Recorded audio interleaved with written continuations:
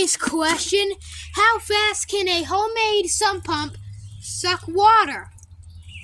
That's what we're going to find out. Let's put the finger over the hole.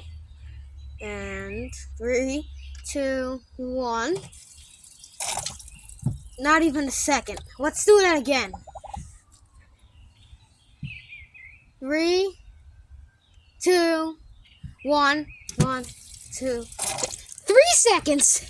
That's fast for a homemade sump pump. And I will assure you this thing is the best. I mean, it just goes down so fast. This is way better than those Liberty sump pumps can ever be. Zoller M98.